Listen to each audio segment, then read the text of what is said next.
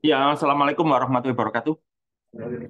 Kita lanjutkan materi hari ini ya. Hari ini kita sudah masuk pertemuan ke berapa ya? 10 ya. Pertemuan ke 10 berarti sudah nggak terasa sudah 5 pekan ya, 5 minggu ya. Pertemuan ke 10, oke. Ya, jadi di pertemuan ke 10 ini kita masih melanjutkan materi dari pertemuan sebelumnya ya. Apa? Pertemuan yang ke-9 ya, yaitu tentang apa? Monetisasi gitu ya. Lanjutannya. Ya, lanjutannya yaitu tentang ini. Berikutnya tentang efek medan magnet pada apa? Orbit atom. Jadi gini loh, yang perlu kalian ketahui itu medan magnet itu mempengaruhi apa ya? Artinya gampangnya gini. Kemarin kita bahas tentang gaya ya. Medan magnet itu menimbulkan gaya pada apa? Ya, kemarin kan gitu ya. Apa yang bisa terkena efek dari medan magnet? Ya tentunya apa? Tentunya bahan-bahan yang bersifat magnet ya. Kemarin kita menyebutnya dengan istilah apa? Dipol magnet ya. Yang lambangnya M gitu ya. Jadi kalau dipol magnet M maka akan terkena gaya yang kita sebut dengan nama apa? Gaya Lorentz gitu ya. Gitu kan? Nah, sekarang apa kaitannya dengan orbit atom? Ya, apa kaitannya orbit atom dengan gaya magnet atau gaya Lorentz? Ya kalian tahu di dalam atom ya, lebih tepatnya di dalam atom lah. Itu apa yang terjadi ya, apa yang ada di dalam atom. Di dalam atom ada peristiwa apa, ada fenomena apa gitu ya. Gimana? Kalian tahu di dalam atom itu? Ya, ada spin. Siapa yang punya spin up, spin down? Elektron ya, gitu. Oke, jadi gini loh. Elektron itu selain punya spin, dia itu juga apa? Jadi gini loh. Sama seperti kayak bumi loh. Bumi itu kan melakukan dua gerakan ya. Rotasi sama revolusi. Kalau spin itu terkait dengan apa? Rotasi. Ya, intrinsik berarti kan dengan dirinya sendiri ya, dengan suhunya sendiri kan ya. Itu yang disebut kalau kita bumi nyebutnya dengan istilah rotasi ya. Dari putaran pada suhu itu nanti menghasilkan yang kita sebut dengan nama spin ya. Selain rotasi, ada yang namanya apa? Mengelilingi itu ya. Nah, apa dikelilingi ya? Tentunya inti inti atom ya. Ya, kalau hidrogen berarti kan proton ya. Secara umum inti atom lah gitu ya. Ya, itu. Jadi nanti kita di sini nanti kita nggak bahas yang spin ya. Kenapa kita nggak bahas spin? Karena nanti terkait dengan apa? Dengan kuantum ya. Gitu loh. Kalau spin kan terkait dengan kuantum. Maka di sini nggak bahas ya. Kita di sini hanya bahas yang apa terkait dengan apa? Apa? Melilingi ya dia. Melilingi dari inti atom. Ya, terus apa itu kaitannya dengan kemagnetan ya? Kan kalian tahu eh, magnet ya. Itu timbul kalau ada apa? Kalau di dalam peristiwa sehari-hari itu loh. Arus listrik kan ya? Ada listrik, ada magnet kan itu ya? Ya gitu kan. Akan timbul apa? Medan magnet. Itu menurut apa? Hukum apa itu? Hukum hukum filsafat ya. Hukum filsafat, hukum ampere ya. Kan mengatakan begitu ya. Nah, kalau di dalam atom listriknya itu berupa apa? Ya tadi ada dua tadi ya. Ada listrik dari apa itu? Dari gerakan apa? Gerakan elektron. Kan listrik sebenarnya gerakan ya. Jadi yang dimaksud arus listrik itu adalah gerakan muatan listrik. Ya sekali lagi saya ulangi ya, kata kunci di sini ya. Apa sih arus listrik itu? Arus listrik adalah arus atau gerakan dari apa? Muatan-muatan listrik. Kalau di dalam atom gerakannya berapa? Ya tadi dua macam tadi itu ya. Ada yang namanya apa tadi? Melilingi ya. Melilingi itu di sini menyebutnya dengan nama apa? Orbit ya. Orbit itu berarti melilingi ya. Yang satunya lagi yaitu apa? Spin ya. Yang tadi disebutkan sama Farhan tadi ya, spin ya. Coba di sini kita tidak membahas spin ya, karena ini terkait dengan apa? Kuantum gitu ya. Jadi ini kan klasik ya, pembahasannya klasik gitu ya. Jadi itu. Ya, itu kan. Jadi itu. Jadi kalian kalian kan tahu definisi dari arus ya. Arus definisinya apa? Muatan. Nah, kan itu ya. I sama dengan apa? I muatan dibagi waktu ya. Katakanlah waktu saya ambil satu putaran ya. Jadi satu putaran berarti kan T besar. Periode maksudnya itu ya. Terus muatannya, jatuhnya yang berputar siapa? Yang berputar siapa? Kan elektron. Nah, ditulis E itu ya. E sama, E itu kan muatan elektron. E dibagi T. Gitu ya. Terus T sama dengan apa? T banyak waktu satu putaran. Satu putaran berarti apa? Kan satu keliling ya. Kelilingnya apa? 2πr. R-nya apa? R itu diameter apa jari-jari? Apa sih bedanya diameter sama jari-jari? Kalau diameter itu garis tengah. Garisnya garis tengah yang. Ya, garis tengah. Kalau jari-jari itu dia itu hitungan dari pusat. Dari pusat. Ya, ya. Jadi kalau jari-jari kan dari pusat ya. Kalau diameter itu garis tengah atau dari garis ke garis gitu ya. Atau dengan kata lain, diameter dua kalinya jari-jari gitu kan ya. Jadi di sini R itu apa? Ya jari-jari ininya, jari-jari putaran orbitnya ya, orbitnya elektron tadi gitu ya. Itu. Terus P itu apa? P itu ya apa namanya? Kelajuan lah gitu aja ya. Kelajuan dari elektron ya. Mungkin kalian belum pernah menghitung ya, pernah nggak menghitung? Berapa sih kecepatan elektron mengelilingi inti atom ya? Katakanlah atom hidrogen gitu ya. Pernah tahu kalian? Saya punya gambaran kecepatan mana dengan gerak mobil ya. Gerak apa? Gerak elektron mengelilingi inti atom dengan kecepatan mobil ya, itu besar mana ya? Kalau mobil berapa? Kan 40, katakanlah yang normal. Ya tergantung di mana ya. Biasanya kalau dalam kota 40 ya. Kalau luar kota 60 atau bisa 100 ya. Jalan tol bisa lebih dari 100 ya. Iya, makanya itu bisa celaka itu ya. Karena melebihi batas. Kecepatan lebih dari 100 membahayakan ya. Terutama kalau pas tikungan gitu ya.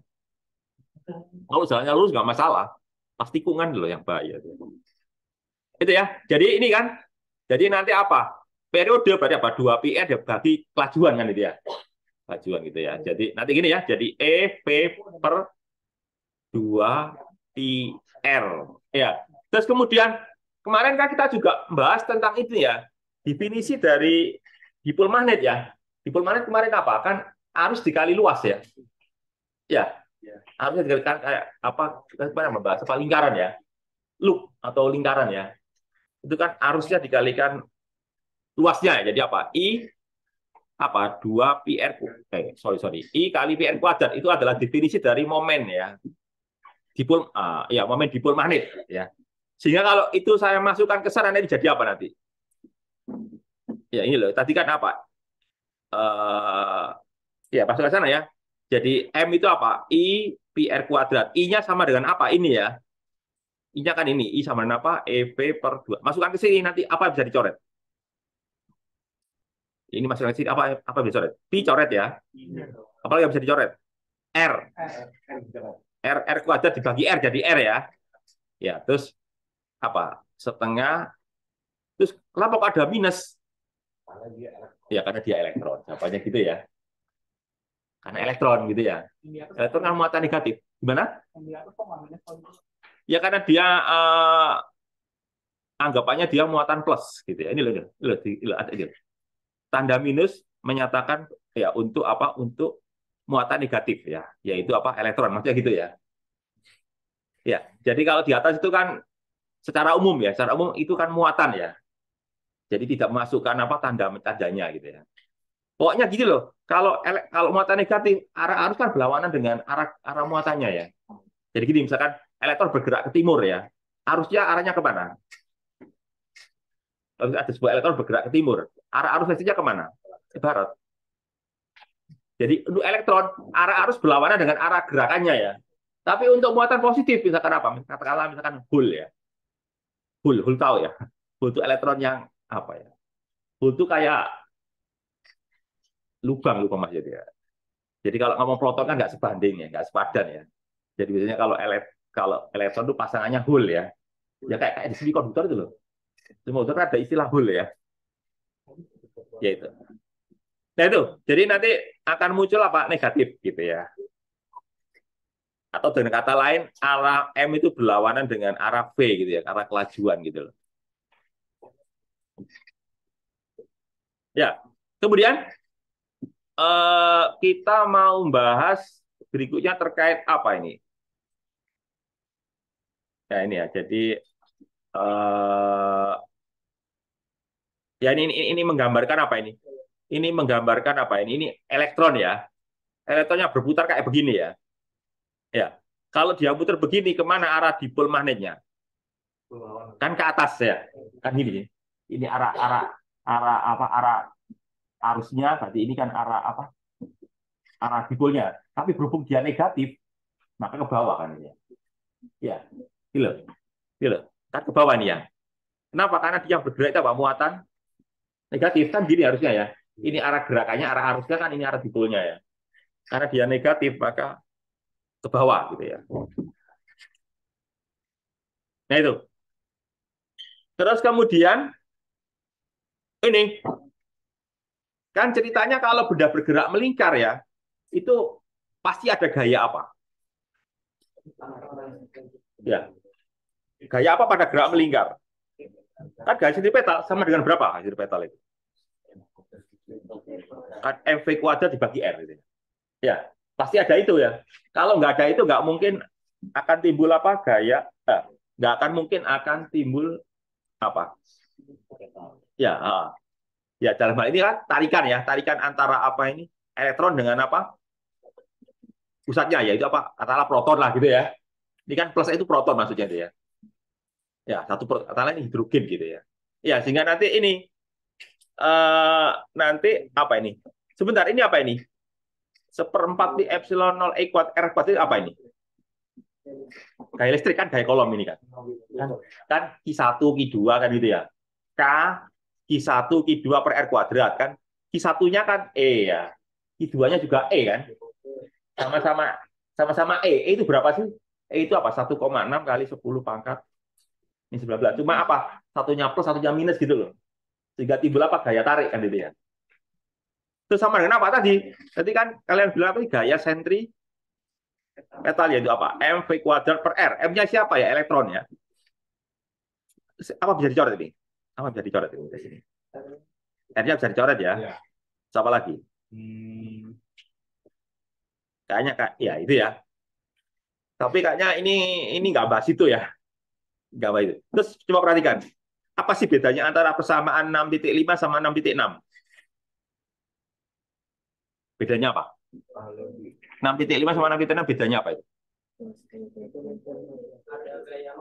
Ya, benar, ada gaya Lorentz. Ada tambahan gaya Lorentz. Jadi gini, kalau 6,5 itu nggak ada gaya Lorentz. Jadi murni gayanya ya gaya itu, gaya gaya gaya di dalam atom-atomnya ya. Gaya kolom saja ya. Kemudian kalau 6,6 itu ada gangguan gitu ya, ada pengganggunya ya. Maksudnya itu ada apa? Ada medan magnet dari luar ya. Ada medan magnet pengganggu lah gitu ya istilahnya ya. Jadi gitu bedanya ya. Jadi kalau 6,5 itu tidak ada pengganggu ya. Ya, jadi istilahnya alami gitu ya. Tapi 6,6 itu ada medan magnet pengganggu gitu ya. Nah, apa yang terjadi kalau ada medan magnet pengganggu? Apa yang terjadi? Kan ada tambahan gaya ya. Yaitu apa? Dari gaya Lorentz. Kok tadi kan murni gaya kolom aja ya. Sekarang gaya kolom dan gaya Lorentz gitu ya. Terus efeknya apa yang terjadi? Kira-kira. Coba kalian cermati itu. Perubahan tandanya apa itu? Tanda V-nya. Ya, V-nya kan Jadi coba yang di atas kan V gitu aja ya. Yang di bawah itu apa? Dikasih apa itu? Dikasih bukan vektor sih dikasih. Bukan vektor tapi dikasih apa? Dikasih garis itu ya. Garis-garis apa? Garis atas itu loh. Ya kayak rata-rata gitu ya. apa ini tuh ini berubah gitu. Iya, jadi gini. Griffith mau menjelaskan gini loh.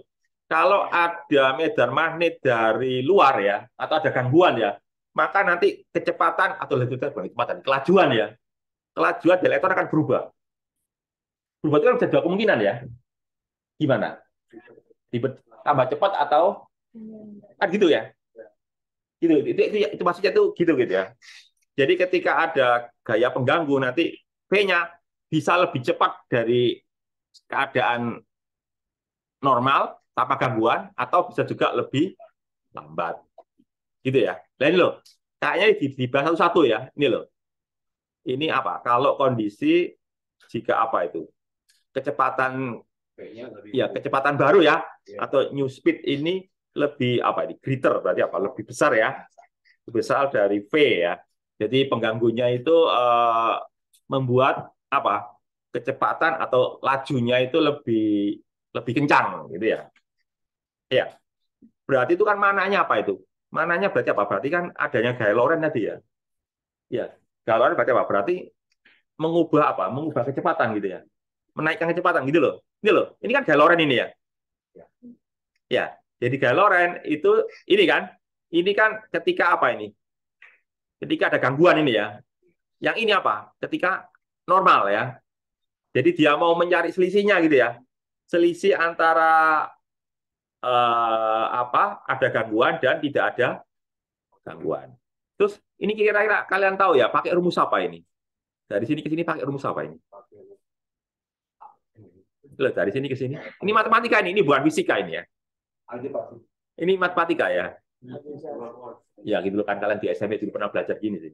Dalam kurung A kuadrat kurangi B kuadrat sama dengan apa? Kan gitu itu ya. A plus B A min B. Itu pelajaran SMP ya. SD kamu mungkin lah SD. Kalau SMP ya. Kalau saya SMP, setahu saya ingat saya dulu waktu SMP belajar itu ya. Ya SMP saya maksudnya ya. Ya gitu ya. Pokoknya selisih kuadrat sama dengan apa? Ditambah harus dikurangi gitu ya. Nah, kalau nggak percaya coba dicek aja ya. Oke, terus kemudian V apa ini? V apa ya? Bacanya apa ini ya? V garis gitu ya? Atau V apa ya? Apa V? V bar, gila. V bar dikurangi V itu delta V ya. Itu katakanlah kecil ya. Ya, kecil ya. Ya small, semoga barisan kecil ya. Ya jelas saja lah, pasti kecil ada ya. Saya jawab pasti kecil banget itu ya. Nggak mungkin ya. Kalau besar ya nanti bisa keluar dari atom ya. Ya, kita bisa keluar dari atom nanti. Kenapa? Ionisasi nanti namanya ya. Itu ya. Jadi itu. Jadi kalau seperti itu berarti nanti delta V ya. Coba nanti ini kan jadi delta V ya. Ya, nanti maksud saya. Terus ini jadi apa ini? Kan jadi dua kalinya. Nanti maksud saya. Maksud saya gini loh. Antara V bar dan V itu nggak beda jauh. Nanti maksudnya. Makanya dia ngomong apa? Kecil kan itu ya. Berarti kan boleh saja. Saya anggap aja dua kalinya lah gitu ya. Karena bedanya nggak terlalu jauh antara V bar dan V ya. Jadi nanti ini saya tulis apa nanti? 2V gitu loh. Nanti maksud saya kalian. Ini saya ganti 2V, ini apa nih? Delta V ya. Sehingga nanti kalau seperti itu nanti jadinya apa nanti? Kalau coba perhatikan. Kan jadi coret ya. Ini ngerti maksud saya atau saya tulis saja ya biar kalian nggak bingung ya. Tapi saya dibantu untuk ngapalkan dulu ya. Coba dihafalkan dulu ya. E V bar B sama dengan apa ini? ME per R. Ini ya. Oke ya. Oke ya, wis lah. Ini nggak usah yang nggak usah, pokoknya ini sama dengan ini ya. Coba saya. Ya apa tadi? Tadi apa ya? Apa tadi? E bar ya. E bar gitu ya. E bar B sama dengan apa tadi? ME massa elektron ya. Massa elektron per apa? Per R lalu apa tadi? Gini kan ya, V bar gini ya. Sorry tadi. Ya gitu kan. V bar ya. V bar plus V kan itu ya. Terus ini ya kali ya gitu kan apa? V bar kurangi V gitu ya. Gini kan. Terus tadi kan kalian tahu tadi ini saya ganti apa tadi? ME ini apa? R ya. Ini kan jadi apa tadi? Dua kalinya ya. Ini saya ganti jadi apa? Ya katakanlah 2V ya. Katakanlah 2V bar gitu ya. Terus nanti ini apa? Delta V kan gitu ya. Kan nanti saya bisa coret ini apa? Ini E gitu ya. Ini E. Iya kan ini kan bisa coret ini. Ini loh. Kan saya coret ini ya. Ini sama ini kan saya coret ya. Ya, gitu kan. Terus saya butuh apa nih delta V tadi ya. Kalau gitu delta V sama dengan apa kalau gitu? Delta P sama apa? Tinggal pindahin aja ya. Kan EB ya, benar ya? EB dikalikan R kan itu ya? Oh, ada duanya ya? Ada duanya ya? Benar lah ini? Oh ya salah salah benar benar benar benar. EB kalikan apa R ya? Ya benar 2 ME gitu ya? Ya per apa 2 ME kan gitu ya? Ini kan ya? Ini menggambarkan apa? Ini menggambarkan perubahan apa? Perubahan kelajuannya ya. Ini kan? Ya. Jadi kalau kalian cermati perubahannya ternyata apa? Sebanding dengan apa ini? Sebanding dengan B loh ya. Ya, artinya kalau B-nya 2 kali, gangguannya 2 kali ya, maka perubahan kecepatannya juga 2 kali ya. Kayak itu.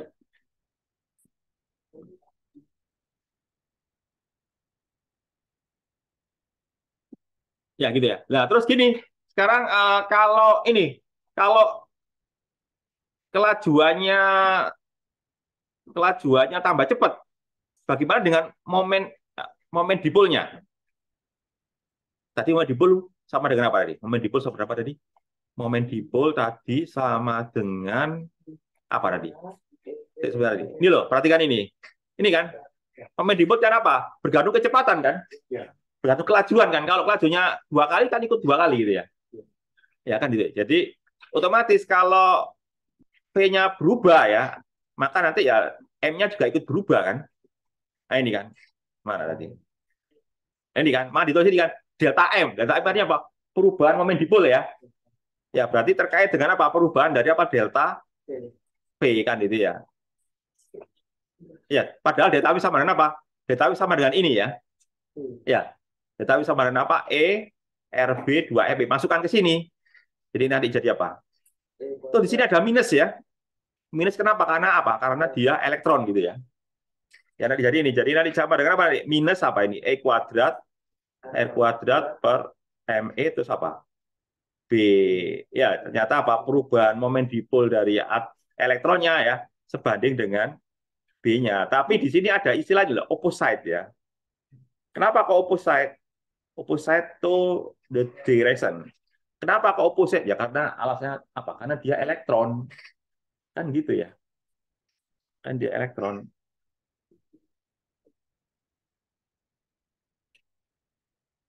Ya itu ya.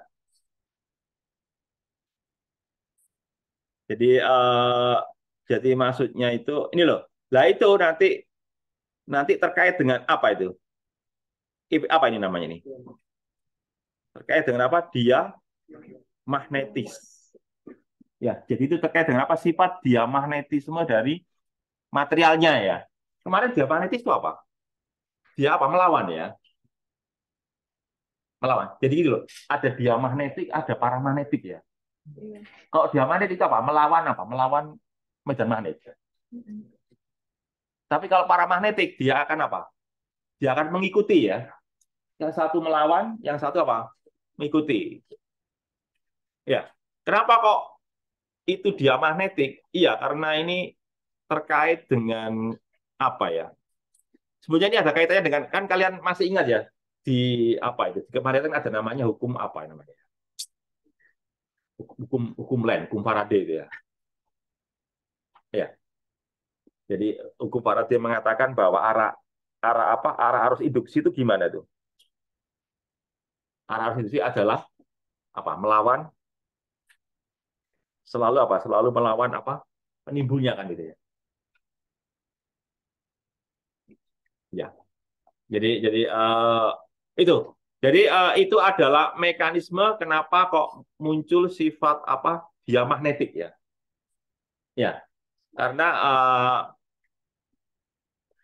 apa? Elektron ya, gerakan elektron ya. Ya akan perubahannya ya maksud ini. Jadi perubahan dari delta F itu berlawanan dengan B. Ini loh, coba kan cermati kan ini kan ya. Perubahan dari delta F itu apa? Berlawanan dengan arah B ya. Jadi gini maksudnya aja ya. Kalau B-nya itu bertambah ya maka delta M akan mengurangi gitu ya. Kalau B-nya berkurang maka delta M-nya akan bertambah gitu kan. Ya. Ya, jadi sebenarnya itu mekanisme itu adalah mekanisme apa? Ya, mekanisme dari itu apa itu namanya apa ya namanya? Hukum apa ya? Hukum lain ya. Kan masih kan hukum lain ya. Hukum lain terkait gini loh. Kalau di induksi elektromagnetik itu kan ada dua ya, ada dua hukum ya. Hukum Faraday sama hukum lain ya. Hukum Faraday itu apa? Menjelaskan besarnya ini, besarnya apa? Besarnya fluknya ya, perubahan. Jadi perubahan fluk itu loh. Ya, jadi arah induksi apa? Selalu melawan apa? Arah perubahan fluknya kan gitu ya. Ya itu ada dua hukum. Hukum Faraday itu menjelaskan nilai besarnya ya. Kalau hukum lain itu menyatakan apa? Arah. Jadi yang satu menjelaskan nilai, yang satu menjelaskan apa? Arah. Jadi saling melengkapi antara hukum Faraday dan hukum lain. Kan vektor gitu ya. Kita pasti punya dua hal kan? Nilai sama arah. Nilainya dijelaskan oleh hukum Faraday, arahnya dijelaskan oleh hukum lain. Pokoknya intinya itu apa? Melawan penimbulnya gitu loh. Ya. Kalau penimbulnya itu ke arah utara, maka eh, induksinya ya, GGL induksi ya, akan mengarah ke selatan. Pokoknya apa namanya itu? Ya berlawanan dengan penimbulnya ya. Nanti bisa dicek gitu ya. Kalau arah arah dari perubahan ya itu ya. Jadi dari sini kan kalian paham ya kenapa kok timbul apa sifat dia magnetik. Ya. Jadi sifat dia magnetik itu adalah ya efek ya. Efek dari hukum lain ya, katakanlah gitu ya. Efek dari hukum lain tapi apa dalam orde atom ya. Hukum lain tulisannya LENZ ya. Ya. Jadi sebenarnya adalah fenomena hukum lain tapi pada orde atom. Sebenarnya gitu ya. Bisa kita katakan itu ya. Itu adalah diamagnetik ya. Terus pertanyaannya terus bagaimana dengan paramagnetik? Ya, kalau paramagnetik penjelasannya itu seperti kalau saya menjelaskan kemarin ya. Kemarin kan saya jelaskan tentang itu loh, Pak. Dipol apa itu dipol permanen ya. Ya, dipol permanen itu bagaimana kalau ada medan listrik? Dipol listrik ya. Kan dia apa? Mensejajarkan diri ya. Yang tadinya acak menjadi apa? Menjadi searah ya. Menuju ke lebih teratur gitu ya. Ya itu adalah mekanisme untuk paramagnetik. Jadi paramagnetik itu apa mekanisme itu apa? Mensejajar. Karena pada dasarnya apa? Setiap atom itu kan punya dipol magnet. Ya, setiap atom pasti punya dipol magnet. Kenapa kok begitu? Nah kan isinya atom itu kan putaran elektronnya. Ya, isinya atom itu apa? Elektronnya berputar kan? Itu berputar itu kan berarti kan arus listrik. Iya, itu. Jadi ketika tidak ada medan magnet eksternal, mereka itu apa? Acak ya. Jadi antar dipol satu sama dipol yang lain apa? Saling berlawanan ya. Sehingga apa? Resultannya nol. Tapi begitu ada medan magnet eksternal, mereka akan apa? Menjadi lebih terarah gitu ya. Menjadi lebih sejajar gitu loh. Sehingga nanti apa? Timbul sifat magnet. Itu yang disebut dengan nama apa? Paramagnetik. Kira-kira bisa bedakan ya mekanisme antara diamagnetik sama paramagnetik ya? Bisa. Kalau diamagnetik kan terkait dengan tadi perlawanan tadi ya. Perlawanan putaran elektron terhadap apa? Medan magnet dari luar kan gitu ya. Hukum Land maksudnya itu gitu ya. Tapi kalau yang paramagnetik terkait dengan apa? Dipol-dipol magnet yang mensejajarkan diri. Ya, seperti kalau di listrik itu apa? Dipol-dipol permanen itu ya. Ya, jadi nggak ada kalau di magnet nggak ada namanya dipol tidak permanen ya. Dipol induksi nggak ada ya, nggak ada itu ya. Itu adanya cuma di listrik gitu ya. Soalnya kan nggak ada muatan utara ya. Pasti kalau listrik kan ada muatan plus, muatan minus ya. Tapi kalau di magnet kan nggak ada muatan kutub ya. Yang ada itu kan arus listrik gitu ya. Nah, itu yang membedakan antara listrik atau gini loh gampangnya gini. Kalau pakai bahasa apa ya? Ya gini, kalau di listrik ada monopol ya. Tapi kalau di magnet tidak ada monopol.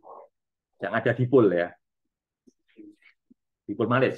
Monopol magnet tidak ada ya. Tapi kalau di listrik kan ada monopol ya. Mono itu kutub tunggal ya. Kalau di magnet mesti berpasangan. Nggak ada kutub utara sendirian itu ya. Ya, tata udara pasti ada selatan, tapi kalau listrik kan ada muatan plus sendirian ya. Nah, makanya itu bedanya listrik sama magnet ya.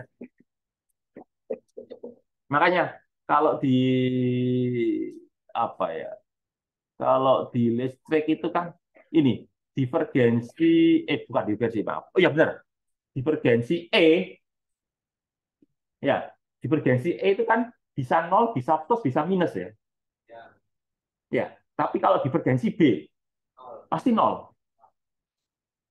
Divergensi B itu pasti nol. Kenapa? Karena nggak ada monopol. Ya, kenapa? Ya karena kan setiap setiap utara pasti ada selatan. Sehingga netral kan gitu ya. Sehingga nol gitu ya. Tapi kalau listrik kan ada bisa nol, bisa plus, bisa minus kan ya. Tergantung apa? Tergantung muatannya kan gitu ya. Kalau muatan plus ya plus. Kalau muatan minus ya minus ya. Kalau muatannya nggak ada ya nol atau muatannya imbang kan nol gitu ya. Jadi itu yang bedanya antara apa listrik sama magnet. Ya. Divergensinya. Divergensi magnet pasti nol. Ya, tapi divergensi listrik belum tentu ya. Bisa nol, bisa enggak kan gitu ya. Itu yang membedakan antara listrik sama magnet. Nah, terus kemudian, nah ini loh, coba coba kalian baca di sini ada kuantum fenomena apa itu. Gila. Jadi sebenarnya gini, sebenarnya kalau mau pembahasannya lebih lengkap, itu harus menggunakan apa? Harus menggunakan mekanisme kuantum ya. Kenapa? Ya terkait tadi tuh, terkait tadi apa spin ya terkait dengan spin kan. Selain spin apa lagi? Ya tadi kan anggapannya kan apa tadi? Anggapannya kan gerakannya itu melingkar kan. Apa benar elektron bergerak melingkar? Atau gini aja, sebetulnya bentuk elektron itu kayak apa sih? Titik. Kan awan. Jadi kalau untuk mekanika kuantum itu bukan titik, tapi awan. Ya. Karena berupa probabilitas. Jadi, kalau titik berarti kan sudah pasti itu. Ya, titik berarti kan pasti. Oh, di situ gitu ya. Tapi kalau elektron awan berarti kan probabilitas itu. Itu bedanya antara klasik sama kuantum ya. Kalau kuantum kan ngomongnya kan probabilitas, nggak ngomong kepastian ya. Ya titik kan pasti. Oh, di situ gitu ya. Kalau kita ngomong di situ tapi prosentasenya 60%. Nah, itu jadi nggak di situ kan ya. Oke, itu ya. Itu tentang ya. Terus berikutnya tentang ini, magnetisasi ya. Jadi sebetulnya konsep magnetisasi itu mirip dengan apa kalau biasa namanya polarisasi ya. Ya, ya jadi istilahnya kalau di magnet namanya magnetisasi. Kalau di listrik namanya apa? Polarisasi. Ya ini makanya nanti ada istilah M besar ya. M besar itu apa? Eh, magnetic dipole moment per unit volume. Maksudnya gini loh. Berarti apa? Ini berarti apa? Berarti apa? Berarti apa? Makro ya. Kalau M kecil itu kan mikro ya.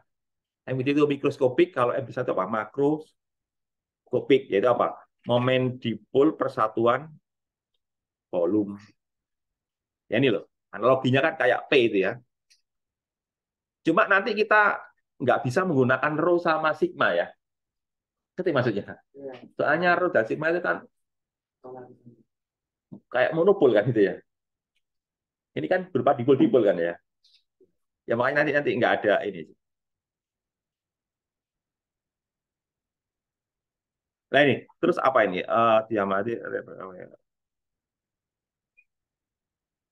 ya apa ini? 10⁴ lebih besar ya. Ya ini terkait dengan ini loh, apa iron ya? Iron itu berarti kan apa ya? Besi ya. Kalau besi itu kan nanti bersifat lebih besar lagi, yaitu apa? Ferro ya. Ferromagnetik itu berapa kali lipat ini loh? 10⁴ sampai 10⁵ berarti apa? 10.000 kali lipat ya, atau bahkan bisa sampai apa 100.000 kekuatannya ya, dibandingkan dengan yang apa para magnetik tadi itu ya. Makanya diberi sifat khusus ya.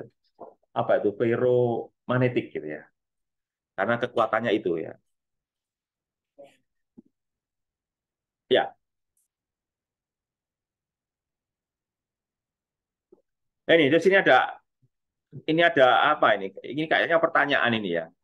Dari material-material di bawah ini ya, mana yang paramagnetik dan mana yang diamagnetik ya. Kalau aluminium itu apa? Pero Ferro. Aluminium. Enggak ini. Pertanyaannya itu gini loh. Kalian disuruh milih paramagnetik atau diamagnetik ini loh. Ini loh. Yang mana paramagnetik dan yang mana jangan ngomong ferro. Soalnya di sini ini enggak ada ferronya ini ya. Cuma dua pilihan. Ya, paramagnetik atau diamagnetik. Kalau aluminium itu apa? Kalau apa tembaga itu apa? Koper itu tembaga ya. Kalau apa sih bedanya antara koper sama koper klorida? Beda bahan ya. Kalau ini kan logam. Iya benar. Kalau koper itu kan logam ya. Kalau ini garam, ya. Koper klorid kan garam. Tapi bukan garam yang kita makan ya. Kalau garam kita makan itu NaCl ya. Ini apa ini QCl2. Ada karbon. Lid itu apa? Timbal ya. Terus nitrogen ya. Terus ini. Nah, ini garam dapur itu ya. NaCl. Sodium itu natrium ya, sulfur ya. Yes, kalau gini coba cari di Google lah gitu ya. Saya juga nggak apa itu nggak terlalu hafal ya. Ini paramagnetik, ini ferromagnetik ya. Ya, saya juga nggak terlalu hafal ya, terlalu tahu. Ini bahan apa ini? Para atau ferro ya. Nanti bisa. Kecuali kalau ada tabelnya ya, ada tabelnya nggak di sini ya. Oh, ini ferro, ini para. Koper, ya, diamagnetik. Berarti, jadi gini loh, sebetulnya gini. Penjelasannya gini ya. Dari setiap bahan ya. Setiap bahan itu punya dua sifat sekaligus ya. Ya diamagnetik, ya paramagnetik. Dan itu kan, ya seperti itu kan. Kadang ada F ketika saya kasih medan magnet dari luar, kan ada perlawanan dari elektronnya ya. Itu namanya kan paramagnetik, sorry, diamagnetik ya. Terus kan dia juga punya dipol magnet ya. Dia akan mencoba atau mensejajarkan diri. Itu apa berarti kan? Para juga kan ya, paramagnetik. Cuma nanti mana yang lebih kuat, mana yang lebih dominan ya. Dari kedua sifat itu nanti akan muncul. Kalau sifat diamagnetik yang lebih dominan, maka dia akan menjadi bahan diamagnetik. Tapi kalau sifat paramagnetik yang dominan, maka nanti dia akan menjadi bahan paramagnetik. Begitulah. Kira-kira penjelasan seperti itu ya. Cuma saya nggak hafal ya. Oh ini yang dia, ini yang ferro gitu ya. Gitu ya. Ini actually kayak inilah kayak koper berarti kan. Koper itu berarti tembaga ya.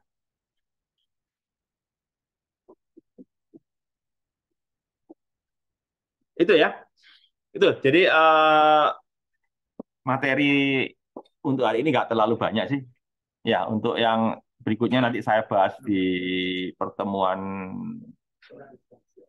besok ya. Oh, ini hari Rabu berarti hari Senin ya. Ya, jadi kan ini kita bahas tentang monetisasi ya.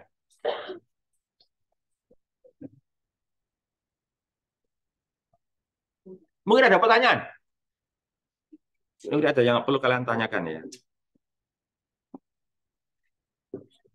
Sebetulnya gini, kalau boleh saya katakan ya, bukunya Griffith ini tidak terlalu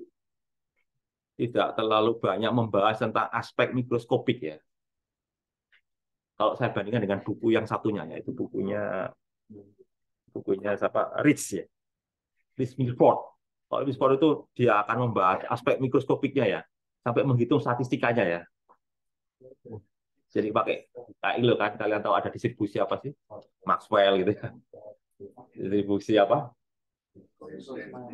Ya kayak gitu ya, Bose Einstein dan macam-macam itu. Itu di bukunya Rich Milford itu bahas.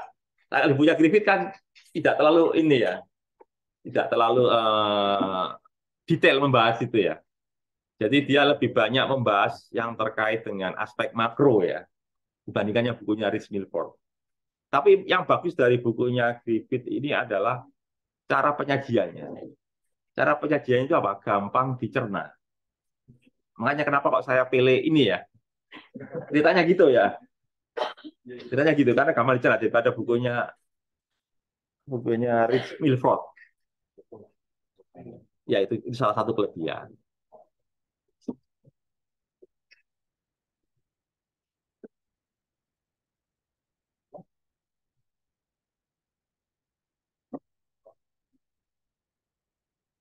Nah, ini rencana saya mau bahas ini ya, tapi saya bahas secara offline aja ya.